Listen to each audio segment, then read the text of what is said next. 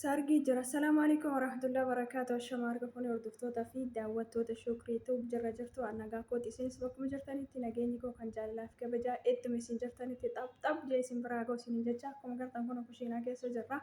Oduu geessina kaa oduu dhufne oduu haaraaf dhufne oduun kunis maali yoo jettanii akkuma mata duratti agartanii oduun keenya oduu Roozaa Seeyitooti. Warri sargii affeeramtan asumaanuu kottaa wajjin dhaynaa, wajjin sirbinaa, wajjin sargii isaan irratti argamna.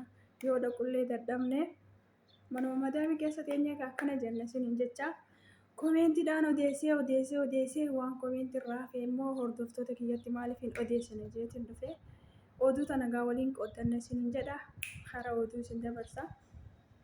Egaa hordoftoota daawwattoota kiyyaa akkuma beektan Roozaan samuunii kana Seeyitolleen isiniin fuudhaa.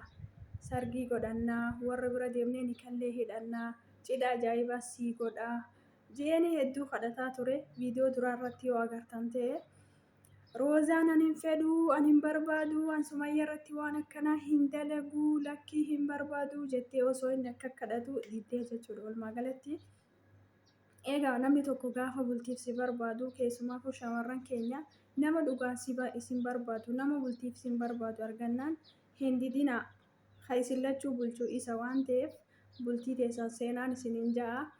Roozaa teenya gaa Seeyitoon keenya kadhatee miila jala kufee mataa dhungatee hoolaatti qalee maalitti maree birdilisitti maree waan hin godhin hin qabu mataa miilatti kufee kadhatee dadhabee Roozaan tiyyaa shanfaraan Sumayyaa irratti waan akkanaa hin dalaguu lakkii ani hin barbaadu itti deebi'ellee lammata kadhate jechuudha. Lakkii Roozaa lakkii koomeentii isaanii jala yoo deemtanii halaaltan taate dhugaa dubbachuuf harka irra guddaanii maashaallah Sumayyaa Roozaa Seeyitootti heerumii Roozaa Seeyitootti heerumii Roozaa Seeyitootti heerumii maashaallah Seeyitoon ammaan tana fidee intala naamusa qabdu intala adaba qabdu dhugaadha Roozaan amala qabeettidha hedduu nama gaariidha hedduu nama mashaashaa dhugaa dubbachuuf miidiyaa kanarraa naman haalaan dinqisiifadhu keessaa nama tokko Roozaan osoo soban taane intala amala qabeettii sabboontu jechuudha. Kanaaf garuu bakki isheen itti dogongorte maali hordoftoota kiyya bakka Sumayyaa irratti waan akkanaa hin dalagu. Sumayyaa yoo taate Seeyitoon harka qabee gadi hin baafne akkuma gartan amataa fi wayii gizee takka Yaman hin jira jetti gizee isii Yamanitti argate Yamanitti jala fiigaa wanni inni wajjin hin ta'in hin jiru jechuudha. Walumaa galatti hordoftoota kiyya nama dhugaaf isin barbaadu agarraan hin didina. Amma kun maal jetti gaafa inni lammatallee itti deebi'ee Roozaa gaafa na shamara biraa as baafadhee hin dubbattu hin dubbadhu. Na fuudhin jettu hin ja'u. Waa takka illee hin jettu hin ja'u.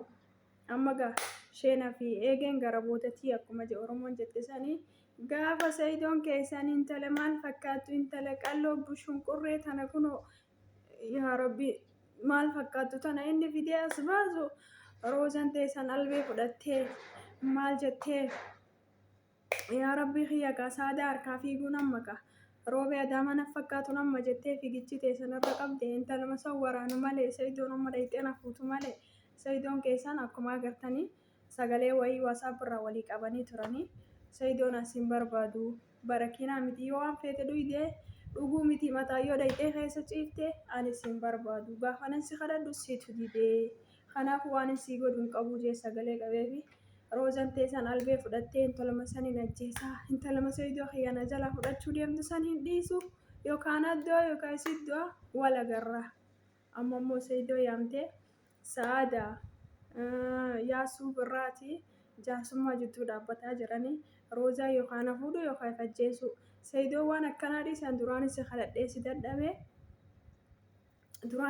si dadhabee gaafa nan si kadhadhu gaafa nan sin fuudha siin haadha manaatis si godhadha siin ja'u hordoftoonni keenyallee akkasitti Roozaa Seeyitoon nama gaarii itti heerumii siin ja'an san si kadhatan san situ didee amma carraan keessi dabree walumaa galatti jiruu tiyya keessaa bayyan sin barbaadu hojaan Seeyitooni Roozaan teessan akkamitti kunuutaa jettee quba gurra haatee kararra dhaabattee akkatti iyyitii miti anuu asii fiigatiin jechoosoon distii ibiddarra kaayee distii godhaa jiru. Iyyansa Roozaa dhagee asii kaayee dirmachuu osoo fiigu distiin gizeen antee buna jala irra gubattee jechuudha hordoftoota kiyyaa. Kanumaaf amma walii galatti maal jenna yoo rabbiin waliif qismee rabbi walitti haa deebisu. Yoommoo waliin hin jaalanne ta'e roozaa teenya gaha wanni sii goonu hin jiru. Sayidoon duraan si kadhatee si dadhabee akkasuma hordoftoonni isaanillee hedduu koomeentiin harkarra guddaadha wallaahi. Sayidoo maashaallah roozaa bareedduu argattee ammaan tana fiddee intala sabboontuu intala amala qabeessaa. Namni tokko hawaa'ee badummaa isaanii dubbatu hin jiru jechuudha. Roozaatti heerumii, roozaatti gowwaadha, roozaa kana malee bakka koomeentiin wallaahi takkittiinis ta roozaa sayidottiin heeruminii Sumayyaan waan badaa si gooti nama jiru tokkollee hin agarre walumaa galatti jechuudha. Hedduu nama isii deeggaru jechuudha hordoftoonni isaanii. Kanaaf yoo rabbi walii qismee nuti dha'innee sargii dhiichisuu sargii taphachuu hin dadhabnu yoommoo rabbi walii hin qonne ta'e roozaa teenya waan sii goonu hin qabnu bishaanitti dhugii siin jenna obboleetti teenya. Hiree san caaltu rabbiin siif haa baasu. Dhugaa dubbachuuf sayidoonis nama gaariidha. Osoo fuudhee nama kudhanuu bulfachuu danda'u. Maal rakkoo qaba? Sumayyaa yoo taate inni harka qabee alatti gadi hin baafne. Sumayyaa irratti waan akkanaan dalagu hedduu kadhatanii dadhaban dhugaa dubbachuudhaaf agartee yoo ta'e hordoftoota kiyyaa hedduu kadhatanii dadhabanii roozaan ifiif diddee ifiif boontee ifiif hordoftoonni illee hedduun lakkii roozaati gowwaan ta'inii ati gadhaabbannaan qabdu ati akkanan ta'inii sayidotti heerumi jedhan inni didde. Ammoo gaafa inni intala maal fakkaatu tanaas baasu roozaan teessan kararra fiidee akkumatti wanni akkanaa ta'a akkam sayidoo kiyya namni jalaa fudhata. Hayi dura waan dhalaan hin jirre seete moo gizeen akkasii si kadhatu san si jalatti kufee si jalatti boo'ee si jalatti maal jee gizeen akkasii si kadhatu san waan dhalaan hin jirre seete moo maal jechuudha. Akkasitti gizeen si kadhatu san diduun kan kee maali? Kanaaf hordoftoota daawwattoota kiyyaa nama bultiif sin barbaadu argannaan nama dhugaaf sin barbaadu argannaan ilmi dhiiraa tokko akka ilma dhiiraatti kabajamuu qaba. Waan silaa sirraa barbaadu san argachuu qaba. Kabaja isaa inni jaalalaan dhufee si gaafate taanaan irraa qeebali maafi mushkila. Takkaa miti lamaa miti kudhanuu yoo fuudhe kabulfatu isa dhugaa dubbachuuf sayidoon nama xaaratee bulu nama harka namaa eeggatu miti isaan hundaa'uu ni bulchaa jechuudha walumaa galatti. Kanaaf an Sumayyaa irratti waan akkana hayi ati Sumayyaa irratti waan akkanaa hin dalaguu Sumayyaa irratti hin seenu jettee dubbattu dhalaan kun har'aan tana jaarsa namaa giddiidhaan itti didaan jirtu giddiin na fuudhii jettee itti didaan jirtu ati hin da'u tolaan si kadhatee kibiriin si kadhatee akkasuma sin fuudhaa maatii keessanitti maatii keessatti illee himee sargillee sargi bareedduu sii godhee akka hordoftoonni illee nurraa gammadutti akka ati illee gammadutti maatii teessan bira dhahidee akkasinni haasi godhadhee haadha manaa si godhadhee if bira si galfadhaa. Roozaan teessan ani hin barbaadu. An Sumayyaa irratti waan akkanaa hin dalagu. Kanaafuu gaamma waan sii goonu hin qabnu bishaan itti dhugii siin jenna roozaa teenya. Akkasii yoo warri roozaa fi sayidoo rabbii walitti haa fiduu.